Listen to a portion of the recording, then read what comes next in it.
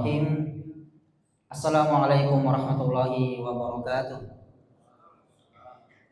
Alhamdulillahirabbil alamin wassalatu wassalamu ala asrofil anbiya'i wal mursalin sayyidina Muhammadin wa ala alihi wa sahbihi ajma'in ma ba'd. Jamaah Masjid Ar-Rahman yang dirahmati dan dimuliakan oleh Allah Subhanahu wa taala.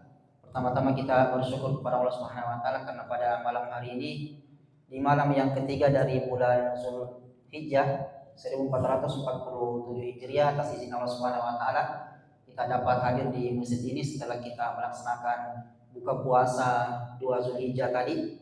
Kemudian kita lanjutkan dengan sholat maghrib secara berjamaah, dan insya Allah kali ini kita akan mendengarkan kajian tentang bagaimana manajemen pengelolaan masjid yang insya Allah akan disampaikan oleh Mas Joko Purnomo, beliau merupakan alumni dari pengurus masjid Sejuta Pemuda. Salam dan salawat semoga tetap tercurahkan kepada Nabi kita Rasulullah Muhammad SAW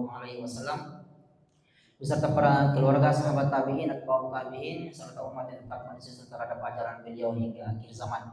Baik jamaah sekalian dirahmati Allah Subhanahu wa taala, untuk mengefisienkan waktu kita langsung saja mendengarkan bagaimana tata cara beliau atau bagaimana pengurus masjid Sejuta Pemuda bisa mengelola masjid tersebut sehingga menjadi salah satu masjid percontohan yang ada di Indonesia.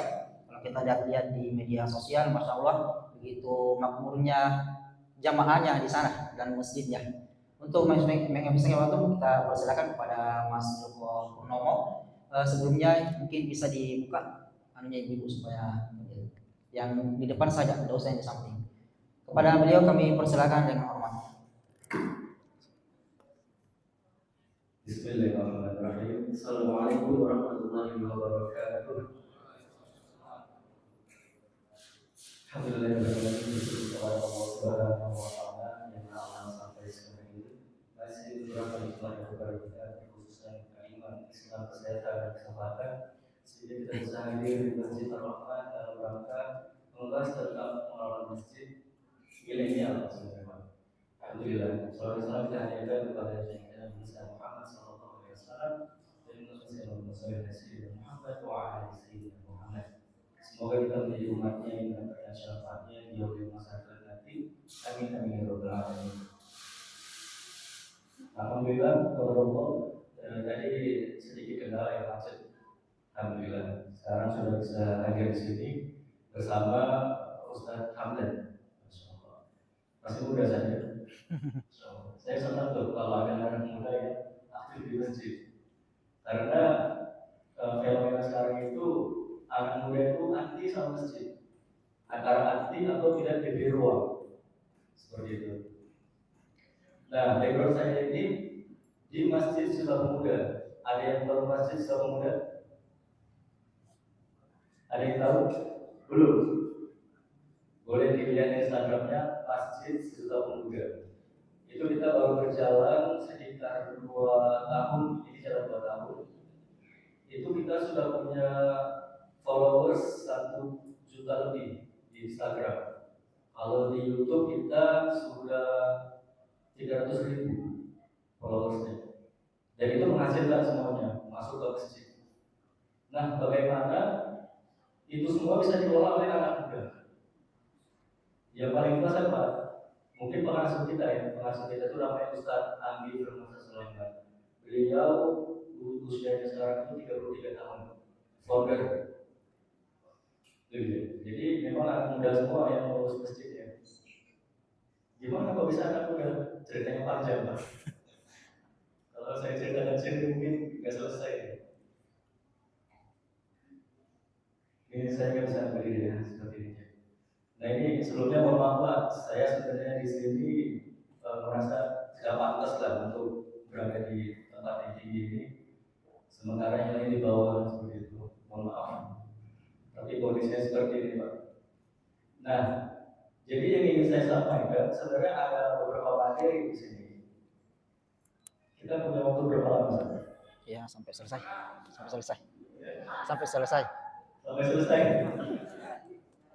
Berarti isinya kita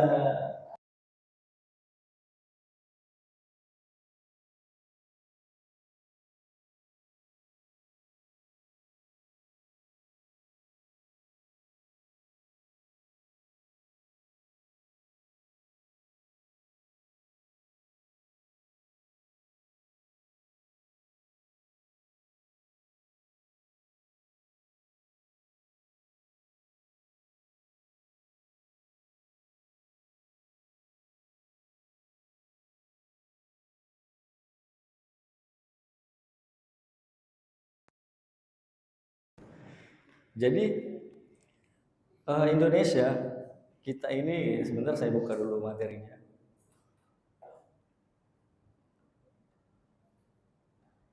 Kebangkitan Masjid Peradaban, Masjid Pemberdaya Umat. Masjid Peradaban, apa itu Masjid Peradaban? Masjid yang dibangun oleh Nabi Muhammad sebagai pusat peradaban. Konsep masjid yang tidak hanya berfungsi sebagai tempat ibadah ritual atau sholat, tetapi juga sebagai pusat pemberdayaan umat, pendidikan, sosial, dan ekonomi. Nah, bagaimana struktur kepengurusan di Masjid Nabi Muhammad SAW pada masanya? Strukturnya itu simpel. Struktur kepengurusan masjid pada zaman Nabi itu tidak kaku atau hierarki seperti organisasi modern, namun berjalan sangat fungsional, efektif, dan terpusat. Masjid bukan sekadar tempat sholat, tetapi pusat pemerintahan, pendidikan, sosial, dan militer. Oke, kita skip. Nah, ini dia Pak. Problem masjid-masjid di zaman modern. 10 negara dengan jumlah masjid terbanyak di dunia. Siapa Pak negara terbanyak masjidnya? Indonesia ya.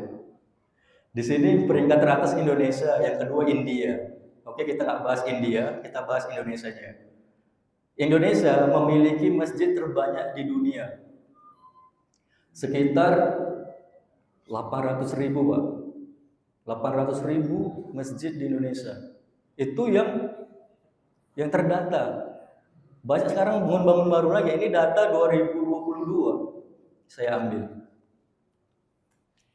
Itu banyak masjid di Indonesia. Nah, surveinya hanya 38% umat muslim di Indonesia yang sholat.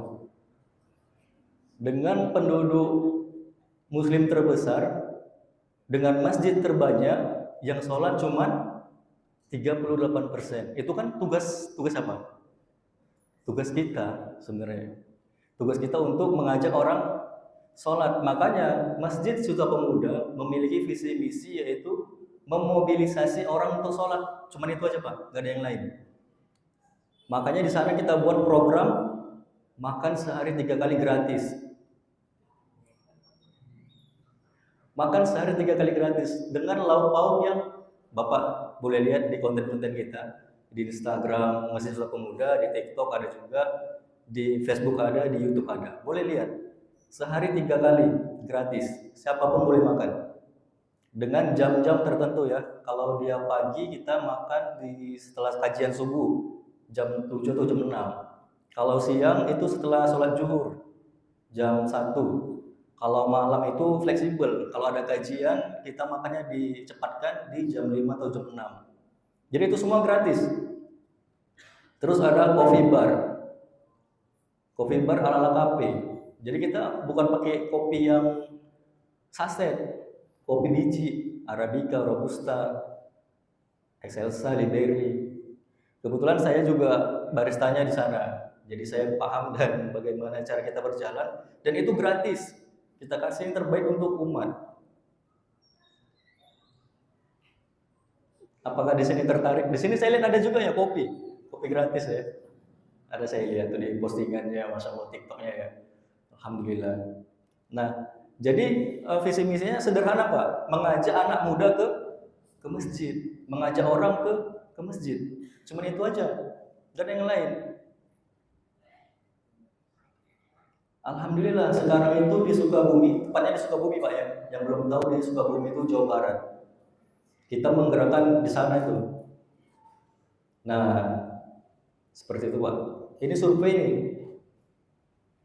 65% penduduk muslim Indonesia tidak bisa membaca Al-Quran. Betul nggak Pak? Betul. Banyak orang yang belum bisa baca Al-Quran ternyata di Indonesia. Dengan masjid kita terbanyak padahal. Nah, kita ingin berangkat dari masalah-masalah tadi. Bagaimana kita bisa memecahkan masalah? Kan itu sebenarnya Pak. Yang mana masjid di zaman Nabi itu sebagai tempat politik sebenarnya, strategi perang, politik, di sana dibicarakan di masjid. Kalau sekarang Mohon maaf Pak, jangankan untuk berbicara seperti itu ya. Kita di masjid aja kadang bukanya cuma habis isa tutup gitu, seperti bioskop. Nah, di Masjid Surat Pemuda kita buka 24 jam. Bayangkan Pak, 24 jam. Terus bagaimana cara mengelolanya? Nanti kita bahas. Seperti itu Pak ya. Jadi 24 jam kita buka. Siapa yang jaga? Pasti anak muda. Kan banyak masjid yang takut kalau buka 24 jam kotak infaknya diambil.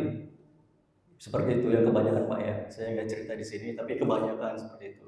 Sampai ada yang viral kan gitu kan. Masjid ditutup, masjid dikunci. Nah, coba kita putar logikanya. Kenapa kita berani bayar security di rumah kita untuk jaga rumah kita itu? Kita bayar 1 juta atau 2 juta. Kita ada duit. Tapi untuk rumah Allah, kenapa nggak kita kasih?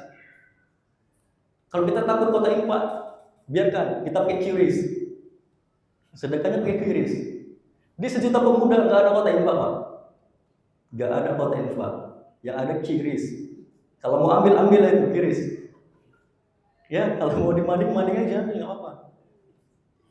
Adanya kota infak di Masjid Surat Pemuda itu baru-baru saja. Itu pun permintaan dari masyarakat.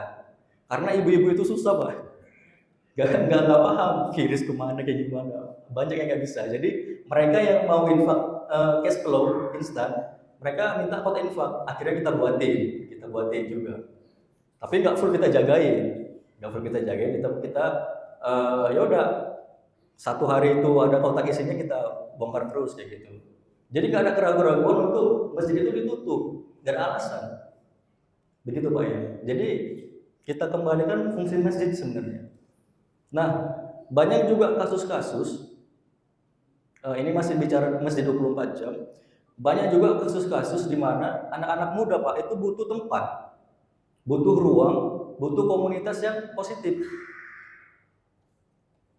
Kenapa kita hadirkan Masjid Surat Pemuda dengan coffee bar gratis, free wifi, ada working space. Di sana kita sediakan semuanya, fasilitas yang anak muda suka, biar mereka nongkrong di masjid. Pertanyaan yang tadi tuh, kenapa anak muda kami nggak mau ke masjid? Ya itu tadi Pak. Yang pertama kita nggak memberi ruang sama mereka. Itu yang pertama, kita kurang memberi ruang sama anak-anak muda untuk. Padahal kalau anak muda Pak dikasih tuh, bisa nggak buat program ini? Bisa Pak, 100%. Pasti, karena apa? Tenaga anak muda sama orang tua itu beda. Pola pikirnya juga beda. Makanya kita gerak di sana itu anak muda semua. Mungkin yang paling tua setelah senangnya saya gitu. Saya 30 tahun sekarang umurnya. Alhamdulillah Pak. Masih diberi kesempatan untuk jadi marbot saya. Saya senang jadi marbot. Banyak orang jadi marbot mau jadi apa gitu. Ya jadi marbot. Terus marbot masa depannya suram, oh enggak juga. Karena di sana kita bisa berkreasi, bisa jadi content creator, bisa jadi influencer, bisa jadi banyak Pak di sana. Jadi kita tuh tumbuh bareng-bareng di sana. Jadi ruang yang positif, jadi tempat kegiatan yang aktif. Itulah ketika masjid dikelola sama anak muda. Seperti itu Pak. Baru-baru ini ada berita di Kupang ya. Itu saya lihat beritanya 4 orang atau 5 orang anak gadis pulang nabrak. Kalau ada yang tahu beritanya itu pulang mabuk rupanya, mabuk dari klub malam. Pulang cewek itu meninggal 1 orang. Kan ini problem sebenarnya Pak. Kalau nggak kita yang tua-tua ini merangkul anak-anak muda, terus siapa lagi kayak gitu. Banyak kejadian di Masjid Surat Pemuda itu ada anak-anak muda yang datangnya malam Pak. Ada yang umur 20 tahun, ada yang umur 30 tahun. Ada yang perempuan, ada yang laki-laki. Mereka datang tuh ke Masjid Surat Pemuda, malam-malam datangnya Pak. Apa masalahnya? Ada yang terkena pinjol, ada yang diusir orang tuanya, ada yang terkena narkoba. Ternyata banyak problem anak muda di Indonesia ini. Dan mereka bingung Pak, seandainya saja masjid kita tutup, terus mereka kemana? Seandainya saja masjid kita tutup tuh. Terus pas mereka ke masjid mau tobat, itu gimana tuh Pak? Saya sebagai pengurus masjid misal saya pengurus masjid saya tutup, ada orang malam-malam datang mau tobat sama Allah, masjidnya saya kunci. Terus itu pertanggungjawaban siapa? Ke saya berarti Pak. Karena saya yang jaga masjidnya. Makanya kita buka masjid 24 jam. Banyak Pak, banyak kejadian yang seperti itu. Saya awal-awal itu 2024, itu masjid kita masih kecil Pak. Ini Masya Allah ini lebih besar. Masjid Suta Pemuda awal-awal itu 10 kali 8. Sekarang itu udah 1 hektar lahannya. Dan sekarang alhamdulillah lagi perluasan. Karena nggak muat Pak, untuk sholat udah nggak muat lagi. Sholat Jumat aja kalau Bapak lihat di konten-konten kita itu udah meluber Pak, sampai pasar-pasar udah, sampai ke jalan-jalan gitu. Makanya kita perluasan lagi. Nah itu, jadi memang ketika Allah ridho sama kita, ridho sama pengurusnya, Allah kasih kemudahan di masjid tersebut. Percaya Pak. Dan tentunya pasti banyak tenaga-tenaga, energi-energi yang kita keluarkan seperti itu. Jadi memang kalau saya waktu jadi pengurus itu tidur Pak cuma 2 jam 3 jam saya tidur. Untuk apa? Kita melayani umat. Kita buka masjid 24 jam, kita layani umat. Mereka datang, siapapun yang datang ke masjid, mereka tamu Allah.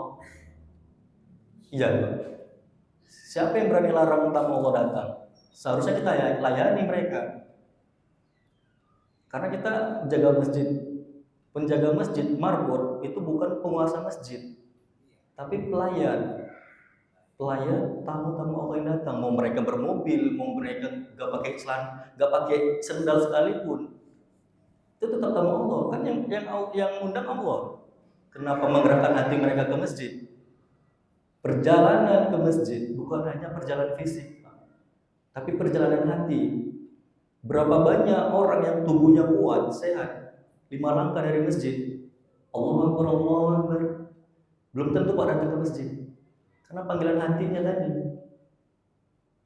Seperti itu. Nah jadi disinilah kita ingin, dimanapun saya, ingin mengembalikan fungsi masjid Pak.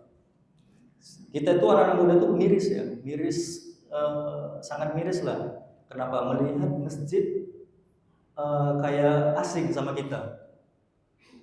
Anak muda di masjid asing Pak ya. Kalau orang tua di masjid udah biasa Pak. Saya sholat subuh saya dimanapun di masjid. Pertama kali saya lihat itu, bukan saya melihat Pak, saya mencium bau angin. Bau minyak angin. Belum lagi bapak itu datang, saya udah kecium wangi-wanginya kan. Waduh, saya hitung Pak yang datang. Pak Selamat. Catat usianya. Kita data Pak semua. Lihat lagi. Oh, bapak ini 62 tahun, 70 tahun. Terus anak mudanya kemana? Ini kan masalah sebenarnya Pak. Kalau kita lihat di Al-Quran, di situ di surah Taubah, innama ya'muru masajidallah man amana billah wa aqimus sholata wa zakah. Innama ya'muru masajidallah, sesungguhnya yang memakmurkan masjid Allah itu adalah orang yang beriman. Wa aqimus sholata wa zakah, dia mendirikan sholat dan menunaikan zakat, dan dia percaya kepada hari akhir, dan dia tidak takut kepada siapapun kecuali Allah. Itulah pemakmur masjid yang sebenarnya. Pak, hari ini Pak, mohon maaf, banyak masjid saya lihat, bukan di mana-mana, di tempat saya, itu pengurus masjidnya itu banyak Pak. Ketua, wakil ketua, pelindung, pembina, dan sekiannya itu ada sekitar 50 orang. Ada 50 orang lebih bahkan Pak. Tapi mereka yang sholat cuma 3 orang. Subuh tinggal imam sama makmum yang ngajar. Habis yang ngurus masjid. Di mana mau Allah ridho seperti itu ketika rumahnya saja tidak dimakmurkan oleh yang katanya pengurus. Mohon maaf ini Pak. Mohon maaf. Saya menyampaikan kebenaran saja Pak. Kalau saya diusir hari ini saya pergi. Hidup cuma sekali Pak. Kalau diusir dari masjid ya saya ikhlas. Seperti itu Pak. Jadi itulah kepengurusan masjid di Indonesia ini Pak. Banyak masjid besar-besar. Ada yang 3 lantai, macam Ramayana saya lihat, hotel atau gedung-gedung besar. Tapi fungsinya nggak ada sama sekali.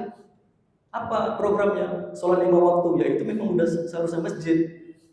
Sholat 5 waktu. Program yang lain lah, apa coba? Gak ada. Terakhir masjid yang besar-besar itu tempat jadi wisata. Kan bukan yang Allah inginkan. Nah di sini Pak, itulah fungsinya kita mengembalikan makna masjid tadi, fungsi masjid. Masjid ini Pak, bukan cerita besi dan beton, bukan masalah bangunan, tapi masalah fungsinya, kebermanfaatannya. Setuju Pak? Masjid kita kecil, tapi kita bisa kasih orang makan ratusan, bahkan ribuan kalau dihitung. Masjid kita kecil, tapi kita bisa ngasih ATM beras Pak.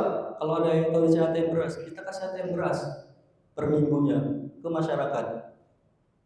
Kita kasih semua.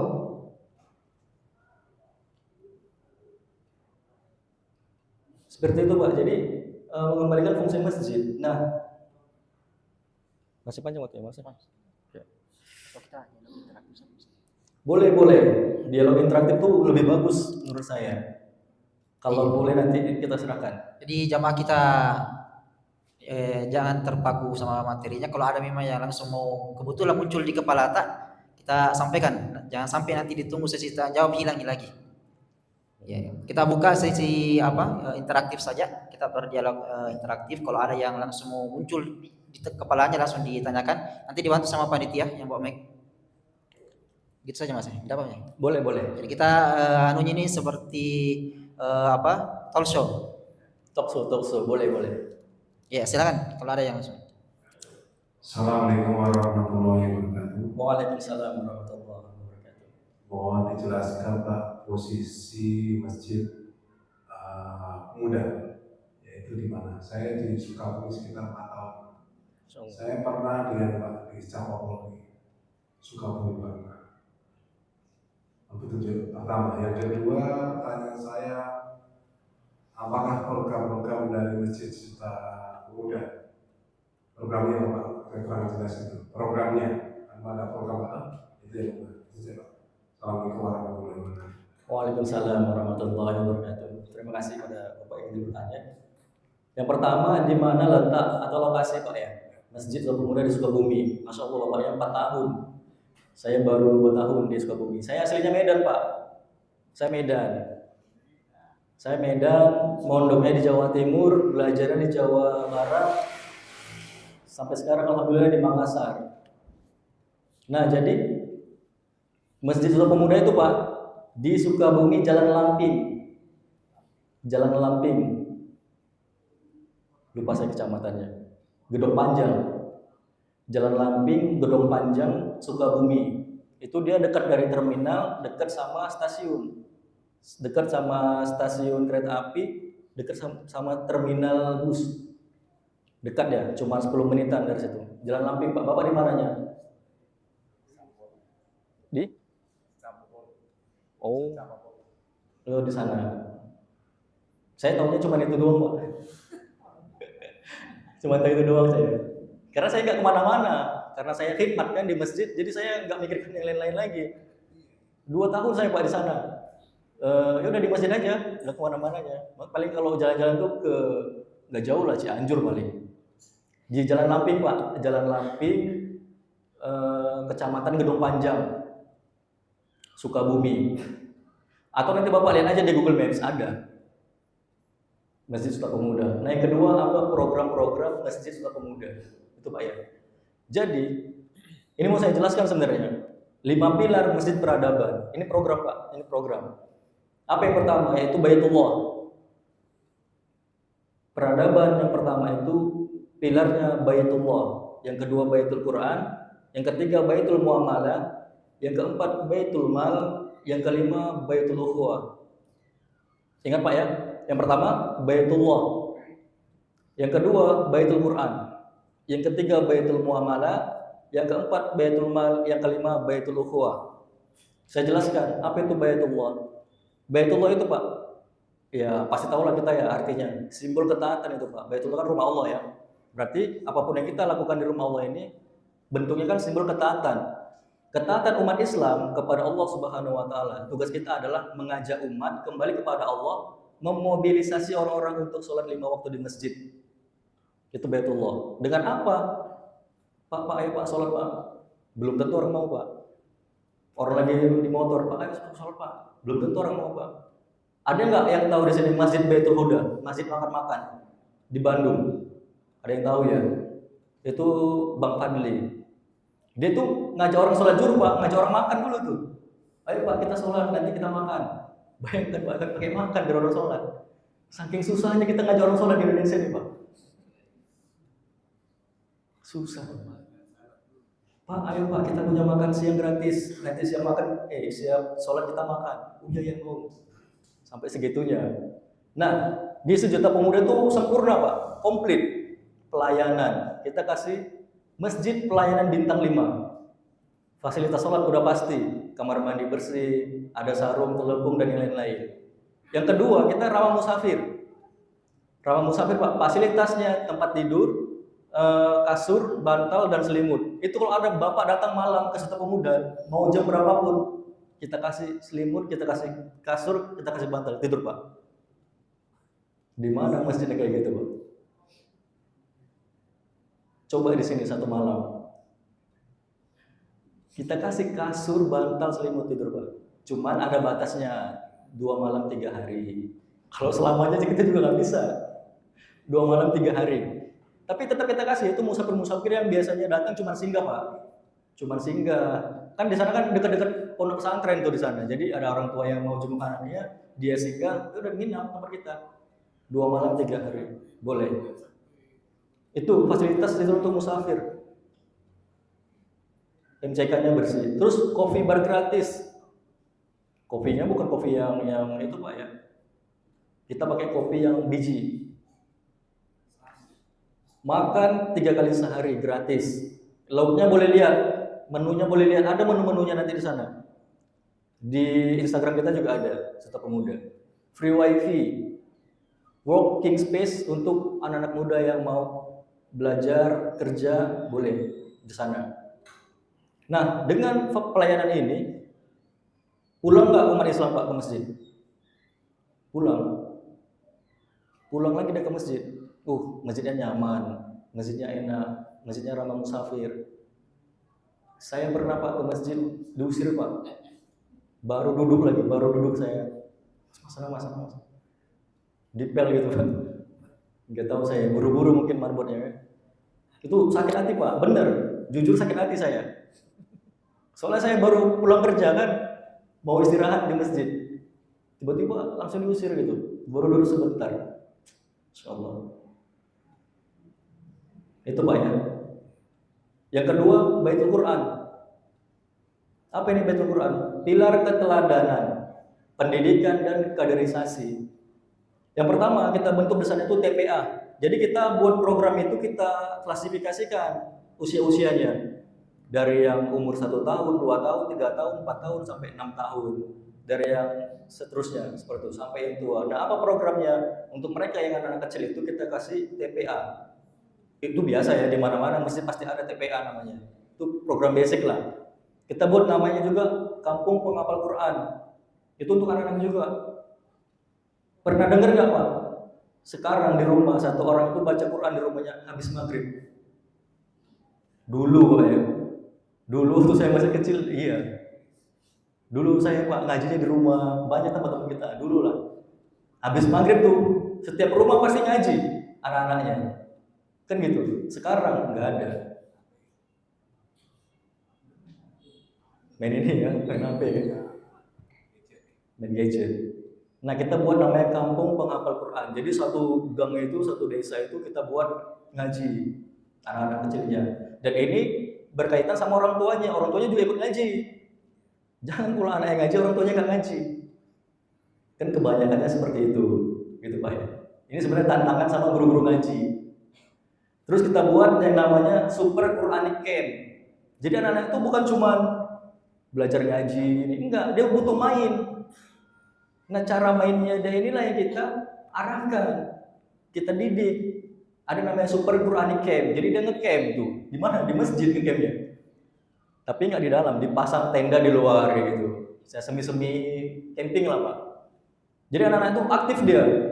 Itu handphone nggak dipegang dia lagi. Karena dia disibukkan sama kegiatan-kegiatan Islami. Paginya sholat duha, malamnya sholat tahajud, nanti ada setoran hafalannya. Tetap seperti itu. Nah, untuk anak-anak muda, kita kasih mereka yang seperti tadi ya, pelayan kopi gratis. Kajian anak muda. Itu setiap malam Ahad kita kasih kajian anak muda. Jangan orang tua aja Pak yang kita kasih kajian, anak mudanya harus juga. Kalau sekarang biasanya masjid itu Senin malam Kamis sampai Jumat itu orang tua lah kajian fikih biasa Pak ya. Tapi ini kita kasih kajian anak muda di malam Ahad. Jadi mereka jangan nongkrong di luar, nongkrong di masjid tempat kita. Udah kita sediain ini. Apa kajian itu? Dia kayak kita buat seanak muda mungkin Pak. Kalau ada yang tahu kayak Ustaz anak Taki, seperti itu kita buat. Kajian-kajian salaf, seperti itu kita buat. Ada juga Masjid Akademi. Nah, ini kita masuk ke yang Baitul Quran tadi, kaderisasi Masjid Akademi. Masjid Akademi ini Pak 3 bulan masanya. Kalau sekarang 6 bulan, itu kita dikader di Masjid Pemuda, nanti dibalikan lagi ke lembaganya. Itu minimal 3 orang. Dia akan belajar CEO, belajar manajemen masjid, CEO tadi, belajar media, sama belajar fundraising. Inilah Pak yang masjid nggak punya sebenarnya. Kan gitu Pak, program kita besar, ngasih makan orang, ngasih kopi gratis, sediain kasur, kan butuh biaya. Pertanyaan masyarakat, itu biaya dari mana? Kan gitu. Gitu Pak ya. Mungkin banyak orang yang ingin tahu itu biaya dari mana. Bukan Pak, bukan dari Jokowi, bukan. Bukan. Nggak ada, kita nggak ada urusan kita ke sana, nggak ada. Kita nggak ada urusan ke sana Pak. Jadi dari mana biaya-biayanya? Pakai media Pak, pakai konten. Saya lihat Ar-Rahman sudah jalan ya medianya ya. TikTok, Instagram belum ya? Oh Instagram ada juga. Nanti dikembangkan lagi medianya.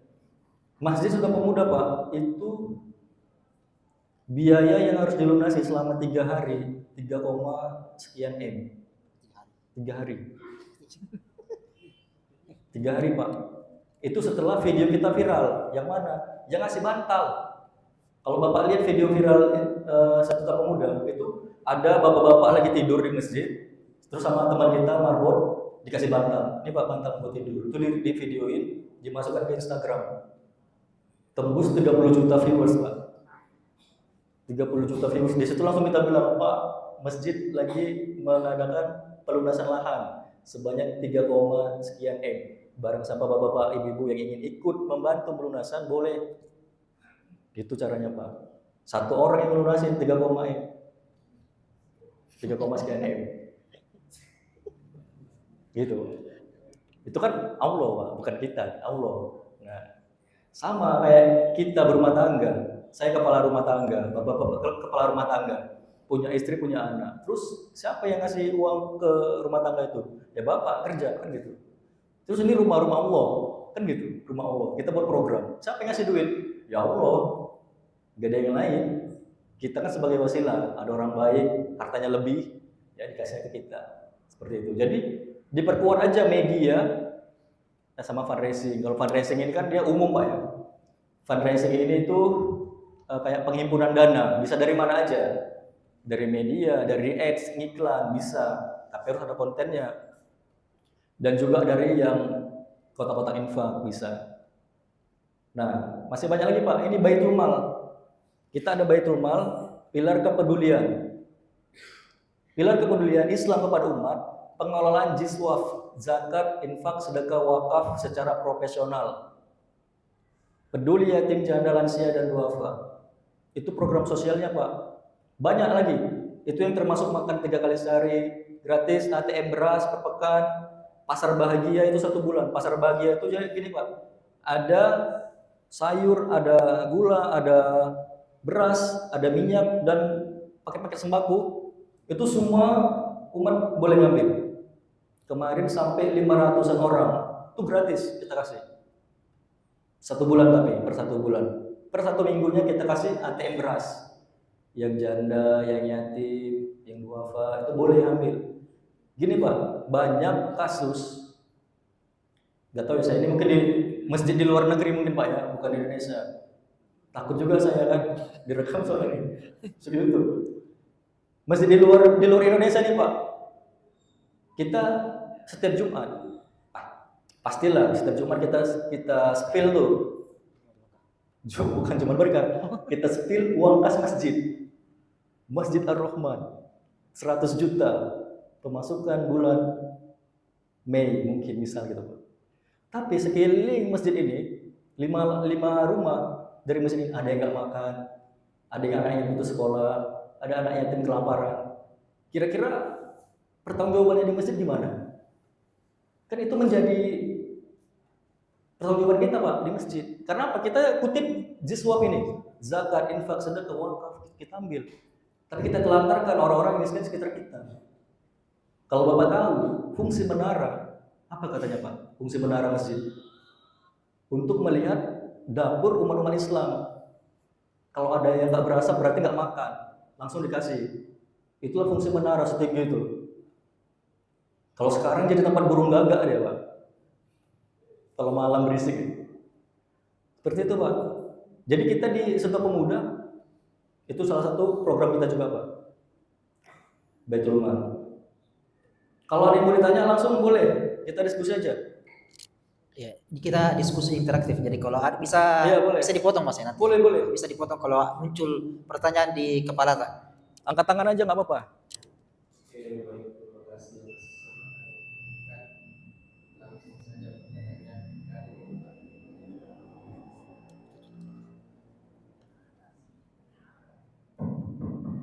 Baik, terima kasih atas kesempatan yang diberikan. Langsung saja pertanyaannya. Kita akan melihat saat ini masjid-masjid dimanapun berada itu dipimpin sama orang-orang tua ataupun orang-orang yang memiliki jabatan. Artinya apa? Kita bisa melihat untuk itu bisa berpengaruh pada dirinya. Kalau artinya bisa melihat, oh saya ketua ini, saya bisa menjabat ini karena saya punya jabatan di luar. Nah, kan kita bisa melihat di Masjid Sejuta Pemuda dikelola sama anak muda, bagaimana bisa kita memberikan pemahaman ataupun kita masuk ke masjid-masjid yang kita ingin kelola menggunakan pengelolaan anak muda, sedangkan kita bisa melihat masjid-masjid sekarang orang-orang yang mempunyai jabatan ataupun orang-orang yang mempunyai hak penuh dari masjid itu. Ya mungkin itu pertanyaan pertama. Pertanyaan kedua, terkadang di masjid itu bangga ketika uang kasnya banyak, tapi tidak bangga kalau programnya banyak. Maka dari itu saya mewakili mungkin dari masnya sendiri bisa memberikan edukasi mengenai program ini, bahwa kita itu di masjid bukan bangga mengenai uang kasnya, tapi kita bangga atas manfaat yang ada. Mungkin itu saja yang saya dapat sampaikan. Saya kembalikan. Terima kasih. Assalamualaikum warahmatullahi wabarakatuh. Waalaikumsalam warahmatullahi wabarakatuh. Inti dari pertanyaan dari saudara, terima kasih ya sudah bertanya. Yang pertama itu bagaimana posisi kita sebagai anak muda kepada orang tua yang mereka punya jabatan di masjid atau di luar gitu ya. Yang kedua, bagaimana cara pengelolaan keuangan tadi. Seperti itu. Bangga uang kasnya banyak, tapi tidak bangga programnya banyak. Seperti itu Pak. Tidak. Di sini terbalik Mas. Oh di sini kembali. Ya di sini terbaliknya. Masya Allah. Kita doakan semoga Masjid Ar-Rahman ini melimpah berkah, banyak yang berdonasi ke masjid. Amin. Lebih senang dikasih minus di sini. Dikasih minus. Ya dilanjut Mas. Alhamdulillah ya. Berarti hisapnya sedikit nanti. Baik, saya jawab pertanyaan pertama. Bagaimana posisi kita kepada orang tua yang punya jabatan mau dia di dalam masjid ataupun di luar masjid? Masalah solusinya apa seperti itu? Saya ingin cerita bahwasanya perjalanan Masjid Sejuta Pemuda juga tidak mulus ya. Masjid Sumpah Pemuda itu sebenarnya bukan masjid, Pak. Organisasi kecil yang namanya Masjid Sumpah Pemuda. Jadi kita nggak punya masjid. Masjidnya kita numpang, Pak. Numpang ke masjid lain. Tapi kita punya sistem, kita punya program. Nah, itu yang kita tawarkan ke masjid yang pengurusnya yang seperti saudara bilang, orang tua dan yang lain-lain, orang tempatan seperti itu, Pak. Nah, ketika kita buat program ini kan bentrok, Pak. Mental gitulah. Kita buat program makan-makan. Nanti dibilang orang tuanya, itu masjidnya kotor nanti. Kita mau bilang apa? Masjid beliau, kan gitu. Akhirnya kita diusir, Pak. Kita diusir dari masjid tersebut. Pindah lagi ke masjid yang lain, bawa program yang sama. Iya, kita itu Masjid Sumpah Pemuda itu bukan gerakan masjid bukan. Belum ada masjidnya. Kayak remaja masjid aja, Pak, cari masjid gitu. Ke masjid yang kedua, gitu juga, Pak, ditolak lagi program-program kita. Sampai ke masjid yang ketiga, ditolak lagi. Pada akhirnya Ustadz Anggi Firmansyah Sulaiman, beliau punya uang 1 juta ikhtiar beli lahan yang tadi saya bilang, Pak, 3, sekian M. Uangnya cuma 1 juta. Itu di DP kan, Pak, sama yang punya lahan. Sepertinya kita harus bangun masjid sendiri kalau ingin ada otoritasnya. Karena programnya bagus, Pak, kita untuk umat. Diusir kita. Jangan melawan sama orang tua, durhaka. Iya, Pak. Jangan melawan, durhaka kita sama orang tua. Bagus kita ngalah seperti itu. Nah, ketika kita Ustadz Anggi punya uang 1 juta, beliau DP kan. Bapak bisa lihat podcastnya di Kasih Solusi ada banyak. Itu beliau beranikan diri untuk bangun masjid di lahan. Padahal beliau pusing dari mana duitnya sebenarnya. Nah itu, Pak, ketika beliau beli lahan, di sana baru berjalan program tuh sedikit lah. Cuman ada video yang tadi aja. Orang lagi istirahat, dikasih bantal, divideokan, dikasih Instagram. Viral. Dari situlah pertolongan Allah turun, Pak. Ternyata kita memang sungguh-sungguh kan mau membangun masjid sebenarnya. Bukan bangun masjidnya, tapi kebermanfaatannya tadi. Seperti itu. Jadi memang tantangan anak muda sekarang ini seperti itu, Mas. Bahkan saya kalau misalkan ini ya, pulang nih bangun masjid, saya cari juga masjidnya kayak gimana, kayak gitu. Gak mungkin saya udah capek-capek belajar gitu kan, terus yang saya hadapi orang tua juga, gak mungkin, durhaka kita sama orang tua. Seperti itu. Jadi kalau kita nggak mau ya cari tempat lain. Nah, saya ketika belajar di Masjid Akademi baru tahu juga ternyata masjid itu dibangun atas dasar 2, dengan ketakwaan sama kemunafikan. Baru tahu juga, Pak, ya. Masjid yang dibangun dengan ketakwaan inilah masjidnya Rasulullah yang dibangun pertama kali, Masjid Kuba. Ini masjid ramai, Pak. Rasulullah kan pendatang di Madinah. Kok bisa seramai ini masjidnya? Ada orang tempatan yang nggak senang. Dia Muslim juga, dan dia buat masjid satu lagi. Boleh cek di Quran ada, boleh cek juga di mana-mana ada. Dia buat masjid atas dasar apa? Kemunafikan. Dia iri, dia melihat masjid Nabi banyak orangnya. Paling dia orang luar kan gitu. Orang luar kan orang Mekah, bukan orang Madinah. Apa perintahnya? Jangan pernah sholat di sana. Sekarang terjadi, Pak. Gak suka sama masjid ini, buat masjid lain. Gitu terus tuh. Di mana letak persatuan umat Islam kita? Atas kita lemah. Masalah masjid aja kita bentrok. Banyak, Pak, ya. Jadi banyak problem masjid. Nah, yang kedua, pengelolaan program. Memang dari dulu memang masalah kita itu kalau nggak anak muda orang tua itu nggak pernah lepas, Pak. Bahkan saya waktu itu remaja masjid itu, Pak, kita ngemis sama orang tua untuk masjidnya bisa dipakai gitu. Kan kita remaja masjid, Pak. Kita punya program Isra Mi'raj, misal seperti itu. Kita butuh masjid untuk tempat wadahnya. Janganlah kita di luar kan kayak gitu. Kita di dalam Isra Mi'rajnya. Orang tuanya bilang di luar katanya. Pak, kita mau di dalam, Pak. Kalau di luar hujan, kita nggak ada dana soalnya. Nggak ada uang untuk buat rata, nggak ada buat yang lainnya. Kalau hujan gimana? Kan gitu, Pak. Tetap kita bersih tegas sama orang tua. Masalah program itu aja. Tetap, Pak. Padahal kita cari duit sendiri Pak. Udah Pak, kita nggak pakai duit masjid, kita pakai uang kita sendiri. Uang kas remaja masjid sama masukkan gudang-gudang Cina. Itu di Medan Pak. Banyak gudang yang kita bagi dulu untuk masjid. Itu dulu Pak, nggak sekarang nggak saya. Nggak tahu duitnya itu halal apa haram kan nggak tahu. Itu tantangan kita sama orang tua seperti itu. Tunggu aja Pak, tunggu. Jangan terlalu ditunggu ya. Ada yang lain? Masih ada? Kita dialog interaktif kalau masih ada. Ya, beliau pembina. Tadi.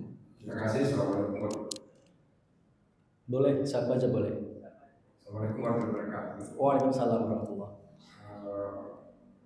Pertanyaan saya langsung aja yang saya amati sekarang, saya lihat konsep itu amat bagus, sudah dikaji juga. Persoalan teknis sekarang yang mengenai finansial. Finansialnya sekarang ini kondisinya banyak bermasalah. Kalau kayak kita di Makassar sini mungkin masih banyak sekali kita usaha atau toko-toko yang besar, tapi persoalan orang di kabupaten kota itu bangun usia setengah mati. Jadi konsep itu bisa aja saya negatif kita sudah bangun, tapi secara finansialnya pasti ada. Apalagi tadi ada yang disampaikan bahwa 3 kali segala macam harus dibiayai. Ini membutuhkan finansial yang tidak sedikit. Lain kalau masjid itu sudah berkembang maju pesat dan area sudah bagus. Ya terserah. Semua saya katakan masjid itu bermasalah finansial. Ya. Beda kalau di kota-kota besar yang kami di Jawa ya, penduduknya besar ya. Kalau kita di Makassar sih kecil. Nah, sekarang sumbangsi untuk masyarakat itu sangat kecil. Saya katakan sangat kecil. Kita membiayai sesuatu proyek-proyek setengah mati. Terkadang setengah mati. Sumber dana yang jadi masalah. Jadi mungkin konsep itu tidak ada salahnya. Sangat bagus konsep itu, tapi dari sisi finansialnya mungkin perlu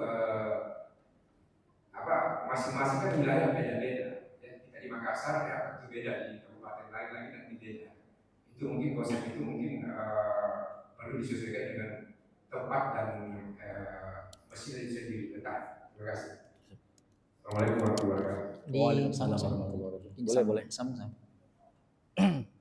Ya tadi ditangkap dari Pak Pamil masalah kearifan lokalnya yang beda di Jawa sama di Makassar mungkin. Kasih, saya sempat, tadi saya terkait tentang program kedua, program satu itu ukurannya, di dalamnya ada semacam akademi, program akademi, dan banyak kegiatan yang bisa pelatihan dan sebagainya. Tadi saya dengarnya ada satu kegiatan, maka itu terkait melatih manajemen pengelolaan mesin. Itu program saya. Pertanyaan saya pertama, kalau hanya mengelola mesin saja, yang pentingnya berapa lama bisa kita adakan itu. Kedua, bisakah dari luar Sukabumi ikut? Yang ketiga, kalau kita ikutkan kalau saya dapat satu anak budaya, itu berapa biayanya untuk menyelesaikan itu, belajar tentang mengelola masjid, mulai IT-nya, media dan seterusnya sampai yang perjalanan. Cukup? Kita jawab ya. Masya Allah, Alhamdulillah, terima kasih Bapak ya, orang tua saya. Yang pertama ingin saya memperjelas pertanyaan dari Bapak yang Pak Famil. Beliau menanyakan bisa nggak kita sesuaikan ya di Sukabumi sama di sini Makassar, masalah biaya seperti itu. Yang kedua dari Bapak Pembina bertanya soal masalah program kita yang Masjid Akademi Pak ya. Nanti kita jawab. Nah, saya ingin jawab yang Mas ini tadi saya belum selesai, bahwasannya bagaimana cara kita positioning sama orang tua tadi. Itu sebenarnya gampang sebenarnya. Kalau kita semuanya positif bisa. Orang tua nggak apa-apa mempertahankan masjidnya. Orang tua itu support, dukung. Anak-anak muda yang datang yang baru ini membawa energi baru dan pemikiran baru. Coba didukung sama-sama, insya Allah jalan. Itu yang pertama, itu yang terakhir sebenarnya. Disupport, ya didukung. Nah, untuk saya jawab pertanyaan Pak Fahmi, bisa Pak, Justru saya melihat peluang di Makassar ini besar. Untuk perusahaan-perusahaan besar sangat gampang kita jangkau. Dengan apa? Media. Kita gini Pak, untuk mendatangkan satu pemasukan, kita kan perlu ada program, value apa yang kita punya, masjid punya apa yang bisa dijual, program apa yang bisa dijual untuk masyarakat. 1 juta pemuda donaturnya bukan orang Sukabumi saja Pak, paling besar orang Medan Pak, tempat saya juga heran. Setelah saya lihat data di laptop, ternyata pemasukan kita paling besar itu dari Medan. Karena kita pakai media Pak, kita pakai statistik, pakai data analitik. Saya lihat tuh Medan, bahkan di Sukabumi itu penerima manfaat namanya. Benar, penerima manfaat. Jadi memang ketika ada ilmu-ilmu baru yang kita terapkan di masjid kita untuk perkembangan, kita dukunglah anak-anak muda tadi. Terus kita mainkan medianya, kita mainkan fundraisingnya. Insya Allah di mana rata Pak, ke masjid dan 1 juta pemuda ini sama polanya seperti Masjid Jogokarian, Nol Saldo, Masjid Raya Al-Falah Sragen, Masjid Kapal Munjalan di Pontianak, Kalimantan, Masjid Ismu Yahya. Bisa Pak, bisa kita terapkan di sini. Bahkan kenapa saya bilang peluang di Makassar ini besar? Tambang banyak Pak untuk perusahaan. Cari relasi-relasi yang punya tambang. Mungkin, kemungkinan besar. Atau kita jangkau dengan media kita saja. Siswa pemuda itu Pak pakai media cuma 70% pemasukannya itu dari media. Bahkan saya Pak buat kopi gratis nih kan untuk orang, Pak. Silakan Pak diminum. Ini Pak program kita kopi gratis. Siapapun boleh minum di sini. Sambil ngobrol, cair Pak 75 juta. Cash. Artinya kan value kita ada di dilihat orang kan. Value masjid maksudnya, program masjid yang bagus tadi. Gak bohong Pak, jujur ini benar. 75 juta cash dikasih Bapak itu. Bajunya baju kaos saja, gak pakai yang mewah-mewah, gak pakai mobil. Datang pakai kresek dia. Pakai kresek, Mas ini Mas, tolong saya sedekahkan ini ke masjid. 75 juta cash Pak, kemudian kita kasih kopi gratis saja. Mungkin dari Ar-Rahman ini kasih kopi-kopi gratis, teh gratis, pelayanannya ditingkatkan pelayanannya, nggak menutup kemungkinan Pak akan mengundang donatur-donatur baru. Satu kebaikan yang kita lakukan akan mengundang kebaikan yang lain. Kopi di Sito Pemuda itu kita nggak pernah beli Pak, itu orang yang kirim karena dimediain, orang kan lihat, oh ini gratis kopinya. Saya yang punya toko roti, toko kopi, punya biji-biji saya kirim Pak ini. Jadi di Sito Pemuda itu kopinya macam-macam Pak. Ada yang Gayo dari Aceh, ada yang dari Sulawesi, ada yang Toraja. Jadi orang tuh, oh iya saya suka ini, oh saya suka ini. Gitu Pak. Jadi value masjid kita, programnya kita naikin. Kita naikin dulu tuh, naikinnya. Apa program utama kita? Apa program andalan kita? Seperti itu. Bisa kita ini kan bisa. Yang penting kita punya medianya, punya program yang bagus, punya fundraisingnya. Nah inilah yang akan nanti kita sambungkan ke Masjid Akademi yang ditanyakan sama Pak Pembina. Jadi Pak Pembina, untuk Masjid Akademi itu biayanya 10 juta selama 3 bulan. Tapi sama kita gratiskan. Kita gratiskan, nggak bayar apapun. Kirim aja utusannya dari sini ke sana, 3 orang. Dia belajar manajemen, dia belajar media, dia belajar fundraising, gratis. Kenapa? Banyak perusahaan yang membackup dana tadi. Karena kita udah kolaborasi Pak sama perusahaan-perusahaan. Kita sekarang ada kampus Imam Masjid namanya di Sito Pemuda. Itu semua biayanya itu digratiskan ke yang belajar, tapi disokong sama perusahaan yang mau membayar. Karena program kita berkualitas. Gratis Pak. Kalau sekarang itu 6 bulan masanya. Tapi nanti lihatnya itu di Instagram. Itu seleksi Pak. Bisa seluruh semua ya, bisa seluruh provinsi. Kita kalau di belajar Sito Pemuda itu nggak ada yang ditutup-tutupin, nggak ada, nggak dibatasin, nggak.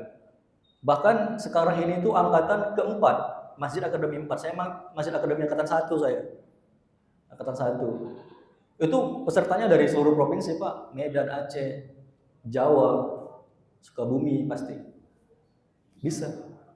Nanti lihat aja di Instagramnya. Saya sedikit Pak. Mungkin tadi itu yang 3 bulan atau bahkan sekarang itu kan lengkap ya. Hanya banyak lah mungkin marketingnya. Tapi kalau urusan kemudian katakan minimal medianya, bagaimana kapasitas apa yang saya pengen sebenarnya, itu bisa. Karena anak-anak sekarang di daerah itu punya kegiatan. Mungkin kalau 1 minggu sampai 10 hari masih ada, tapi kalau sampai 3 bulan mungkin jarang yang mau. Baik Pak, Satu semester. saya izin menjawab ya. Jadi sebenarnya program Masjid Academy ini ditargetkan untuk mereka yang punya lembaga serius. Kayak mereka punya lembaga Quran misalnya, lembaga apapun itu, yayasan, bahkan masjid yang serius yang ingin mengikut sertakan pesertanya boleh. Yang mereka benar-benar serius seperti itu. Jadi mereka memang ditahan di sana 3 bulan, belajar. Dia belajar bukan cuma teori Pak, tapi praktek. Belajar praktek langsung ilmunya. Seperti itu. Kita fasilitasin semua, asrama, makan. Semua kita fasilitasin. Seperti itu Pak. Kalau cuma seminggu 2 minggu, mungkin kurang ya. Nggak cukup waktunya seperti itu.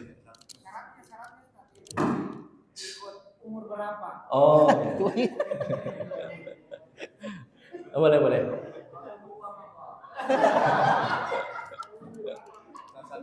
Ya, itu punya batasan umur Pak ya. Iya, sebenarnya masih ada satu ya, tapi karena ada jamaah itu yang terakhir mungkin singkat. Bagaimana dengan ibu-ibunya Boleh. di sana? Oh, Maksudnya bagaimana dengan ibu-ibunya di Masjid Sejuta Pemuda? Bagaimana ibu-ibunya memperlakukan di Masjid ibu-ibu? Pemuda. Bagaimana memposisikan ibu-ibunya di sini? Ada yang mau bertanya dulu ibu-ibunya? Boleh Bu.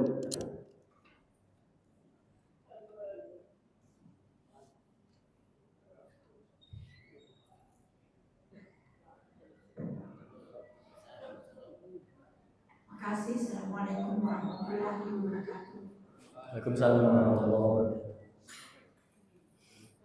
Adik saya yang terhormat, di Kasih Bu. sini ada namanya majelis taklim. Walaupun majelis taklimnya terkadang hanya 10 orang yang hadir. Masya Allah. Dan itu pertemuan hanya sekali sebulan. Masya Allah. Namun di lain pihak kita punya program. Itu ada mengaji 2 kali seminggu, Selasa dan Minggu. Itu taksim dan tadabbur Al-Quran. Itu pun kita hanya nenek-nenek semua. Masya Allah. Iya, yang sudah pensiun semua. Masya Allah. Karena kita hanya mengejar pahala, jadi yang hadir itu hanya nenek-nenek semua. Masya Allah. Iya. Walaupun ada juga 10 orang itu di di lain di atas sini adalah di Rosa. Itu sudah hampir tamat itu di Rosa. Itu pun hanya kurang lebih 10 orang saja. Iya.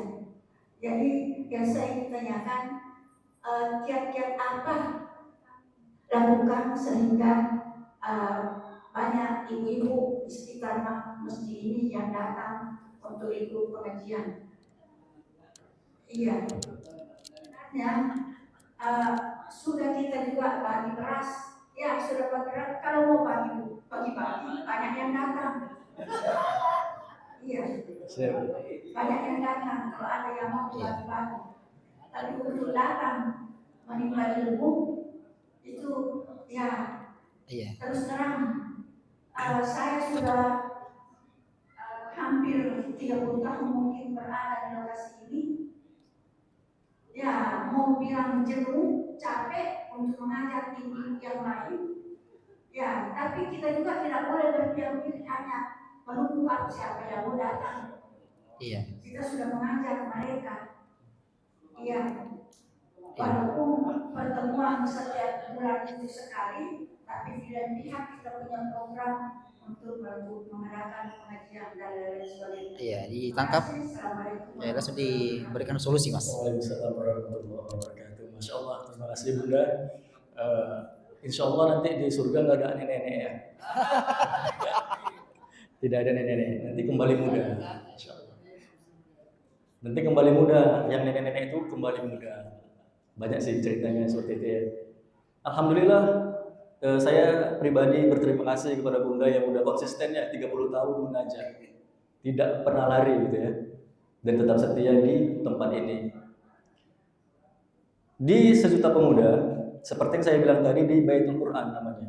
Baitul Quran itu jadi ada namanya amal pendidikan, ada manajernya. Di sana kita anak muda semua, Bu. Anak muda semua. Yang Baitul Quran ini, amal pendidikan ini, manajer itu akhwat, cewek. Masih muda. Dan semua program itu beliau yang menjalankan dengan teman-teman yang lain. Nah, di sana kita punya namanya kajian muslimah. Kajian muslimah ini untuk muslimah, dia kayak tahsin yang pertama. Itu acaranya, Bu, Senin sampai Jumat. Tahsinnya Senin sampai Jumat. Terus di situ ada namanya muslimah level up. Jadi muslimah naik kelas. Ada syarat-syaratnya. Saya nggak tahu ya bagaimana cara amal pendidikan ini berjalan, tapi saya lihat masjid kita ramai, Bu. Karena apa? Yang digerakkan oleh anak-anak muda tadi, mudi berarti ya, perempuan, anak mudinya. Saya lihat mereka tuh kreativitas sekali, Bu, kreatif. Ngajakin ibu-ibu, nanti ada kerajinan tangan, tahap apa itu saya nggak tahu. Ramai aja itu masjid, Bu. Ada kegiatan ini, itu, segala macam. Memang mereka yang datang itu nggak semuanya karena beras atau karena yang lain-lain. Tapi mereka ada aktivitas yang buat mereka luang waktu gitu. Saya nggak tahu ya apa namanya itu, kayak kerajinan tangan kah, apakah itu ada kita setiap hari Ahad. Kalau hari-hari biasanya itu kita rutin kajian tahsin sama sirah untuk yang perempuan. Jadi nggak digabung tuh kajian laki-laki sama kajian perempuan tuh dipisah kita. Kan kita lantai 3 ya, lantai 3. Jadi lantai yang pertama itu untuk yang ikhwan, yang lantai kedua itu untuk akhwat. Jadi di sana semua banyak sibuk programnya. Itu tadi bersinergi kan antara yang muda sama yang tua. Jadi yang anak-anak mudi-mudi di manajer amal pendidikan ini, dia diskusi tuh sama orang setempat. Bu, kira-kira apa ya yang bisa buat ibu-ibu ini datang banyak orang? Dia diskusi, Bu. Saya lihat kan di sini belum aktif anak-anak mudanya, anak-anak mudinya. Kalau di sana kita memang sudah aktif ya. Terus memang kebanyakan, Bu ya, kebanyakan ibu-ibu tuh senangnya ceramah ustadz yang lucu-lucu gitu. Saya kurang paham juga ya. Jadi kayak setiap minggunya ada sih kita kajian-kajian seperti itu. Atau kajian-kajian sunnah, kajian fikih, itu senang tuh ibu-ibu tuh. Mungkin itu sih, Bu. Kalau kurang menjawab, saya juga kurang paham ya untuk di sininya. Setahu saya seperti itu sih. Ada nanti kegiatan-kegiatan yang dibangun, yang dibuat di masjid untuk ibu-ibunya. Sama anak mudi-mudinya, yang cewek-ceweknya. Baik jemaah sekalian dirahmati Allah Subhanahu wa taala, sebenarnya tidak cukup waktu ini untuk membahas bagaimana kita ya sebenarnya juga kalau terlalu banyak materi kurang action itu kurang cocok juga. Ya kami di sesi terakhir ini kami sampaikan tadi masalah beda finansial di penduduk sekitar sini dengan di luar. Kami sampaikan waktu bulan Agustus kita fundraising untuk 800 juta itu di depan 800 juta dan tertutupi 5 hari sebelum bulan suci Ramadan 800 juta terkumpul. 20 jutanya itu ada teman di Instagram, bukan teman saya, maksudnya itu dia memfollow Instagramnya masjid, dia menyumbang 20 juta. Saya tahu dari mana? Dari dia bermarga Satrio Herlambang. Berarti dari Sumatera ya? Iya. Dari Sumatera, 20 juta. Dia tidak kenal, tidak pernah lihat di masjid. Pertama dia 10 juta, kemudian setelah itu kita kirimkan lagi sisa 200 atau sisa 100 itu hari. Kemudian dia transfer lagi 10 juta. Di 20 juta kita dapatkan dari luar. Jadi memang kekuatan media ini kita sudah rasakan. Dan insya Allah kalau tadi masjid-masjid percontohan itu mulai dari nol, memang mulai dari nol. Masjid Joko Karyan mulai dari nol. Masjid Raya Al-Falaj juga demikian, walaupun ada masjid rayanya. Masjid Sejuta Pemuda juga mulai dari nol. Saya kemarin cerita-cerita dengan pengurus, kita juga mulai dari nol itu di depan. Di depan kita mulai dari nol, kita sudah beli tanahnya 800 juta dengan biaya untuk sementara itu. Kita akan bangun beberapa lantai, mungkin sampai 5 lantai yang sudah kita sering sampaikan itu. Dan kita sudah ancang-ancang sudah kalau sudah siap administrasinya, kita akan menuju lagi itu kurang lebih 4 miliar pembangunannya. Ya, kami luruskan yang lahan yang sudah kita beli itu, karena banyak yang bertanya ini Pak Haji. Banyak yang bertanya, itu kayak yang di belakang. Saya bilang bukan, itu yang di belakang itu bangunannya orang yang sementara naik businya. Ya kita punya itu Ji, yang di depan yang sekarang kita jadikan tempat parkir itu 800 juta. Dia bilang mahalnya paling mahal. Kayaknya kalau punya kita tanah dan Cedeng Ojaki lepas Ki. Karena mahal tanah di sini. Itu yang kita punya milik, itu yang kita sudah carikan 800 juta. Insya Allah kalau sudah terkumpul lagi uang, kita akan bangun beberapa lantai, ada warkopnya. Walaupun ada tetap juga kita sediakan tempat parkir. Lantai 1 warkop, lantai 2 kita sudah ancang-ancang sebagai lantai 2, lantai 3 penginapan. Kita ancang-ancang di desainnya Pak Ketua itu kurang lebih ada 10 kamar nanti, kurang lebih 10 kamar. Lantai 3 pondok tahfiz, lantai 4 itu kita rencana aula, lantai 5 itu kita tofnya. Kita mau sambung kalau ada rezeki, dan pasti ada rezekinya. Ada rezekinya. Pak Ketua bilang, pembina kita bilang, kasih anak muda itu lebih banyak rezekinya itu anak muda. Kita sudah dibelikan sama orang tua kita tanah 800 juta 8 kali 12, nanti tinggal anak-anak mudanya yang selesaikan. Itu mohon dukungan dan partisipasi kita.